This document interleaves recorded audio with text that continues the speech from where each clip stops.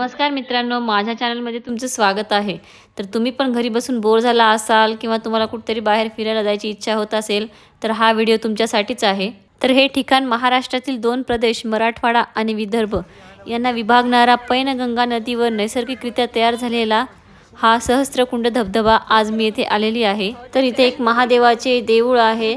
इथे येताच तुम्हाला काही खेळण्याची आणि महादेवाच्या पूजेसाठी लागणारे सर्व सामान प्रसाद वगैरे तुम्हाला इथे मिळून जाईल। त्याची काही इथे दुकाने तुम्हाला दिसतील।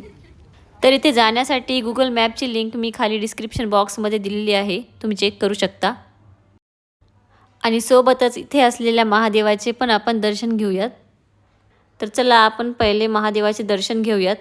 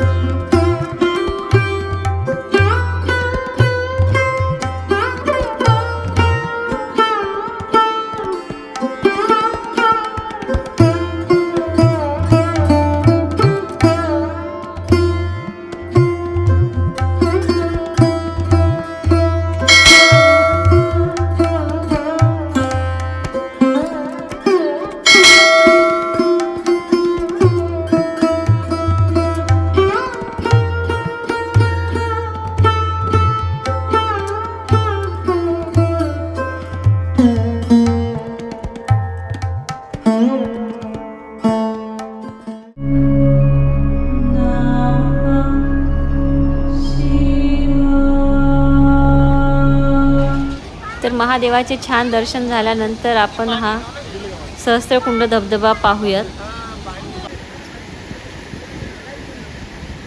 तर पाण्याचा खळखळणारा आवाज पाहून तुम्हाला कळालंच असेल की हा प्रवाह किती प्रचंड आहे ते।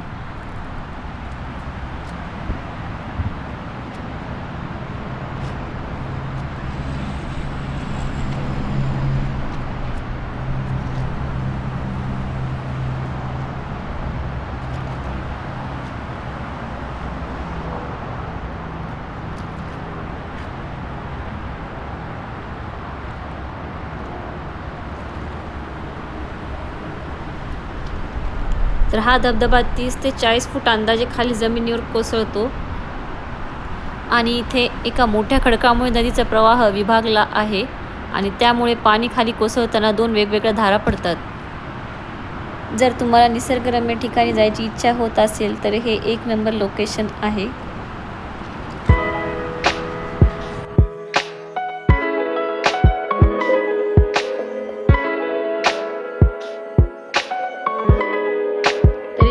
छान व्ह्यू येतोय आणि खूप छान वाटतंय।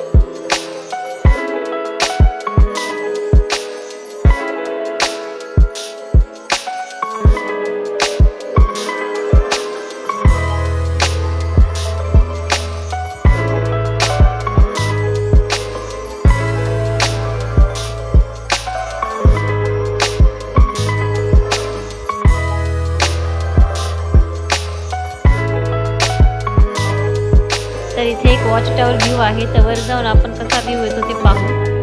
तर वॉच टॉवर व्ह्यूवर उभा टाकून खूपच छान असं सीन दिसतंय, खूप छान इथून व्ह्यू येतोय।